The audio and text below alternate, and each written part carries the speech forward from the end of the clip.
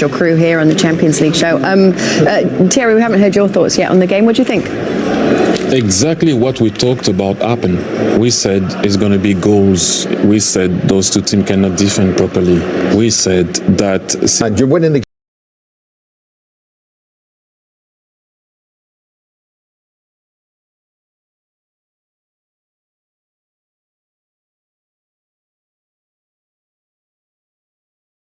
It happened.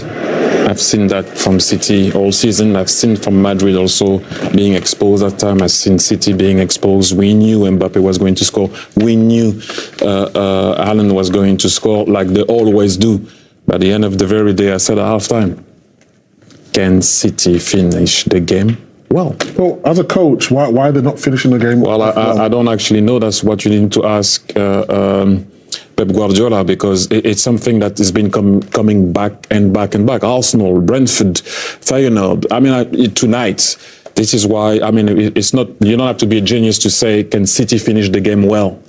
Because it's been happening against any team at any level. Is it obvious to see it, Thierry, in that, I mean, it can only either be a physical thing or a mental thing? I mean, physically, they just cannot play for 90 minutes now, this team. They haven't got the legs in the team, really, from minute 1 to minute 90, but it really shows itself up once you get into the latter stages of a game. Yeah, especially against a team of that caliber. What I'm trying to say, and we've all been in that situation, when you're not well physically, it looks like it, then suddenly the decision-making becomes very different.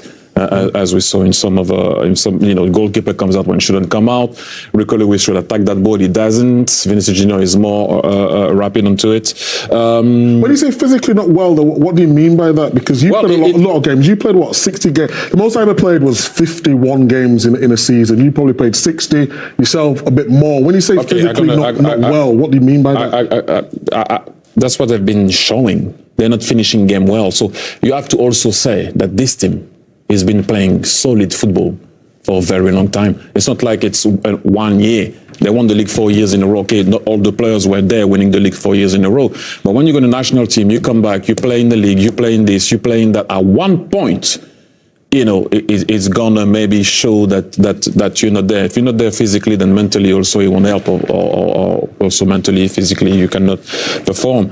I just thought that can City finish the game well, because I've seen it so many times, and it does happen, and they need to find a way, obviously, to be good, because I thought they were solid for a very long time. Yes, Real Madrid could have scored, they could have scored more also.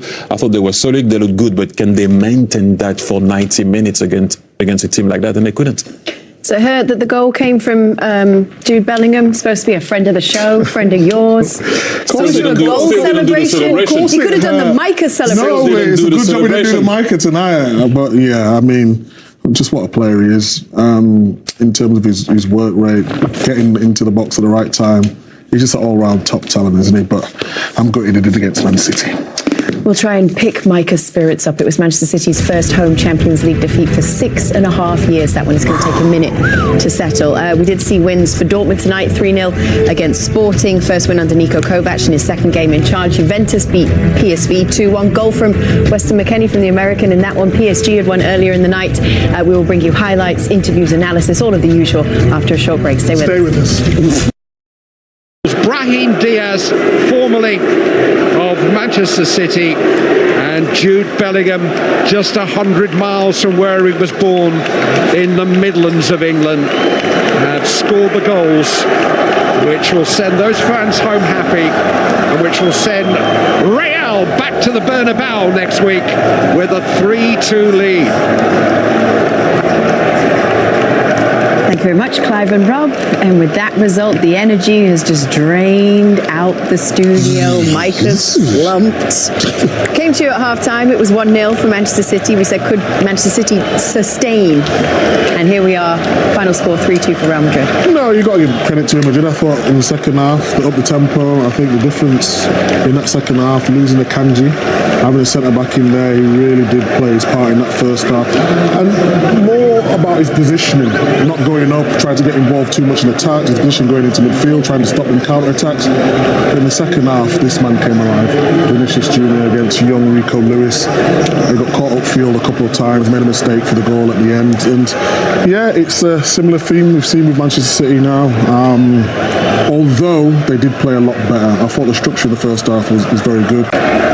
We keep talking about Manchester City and Rodri. We saw a big banner of him before the game with the Ballon d'Or. We saw him on the bench, and we keep talking about, they need midfield players, they got older players. I think we're at the stage now with Manchester City, they need a new goalkeeper.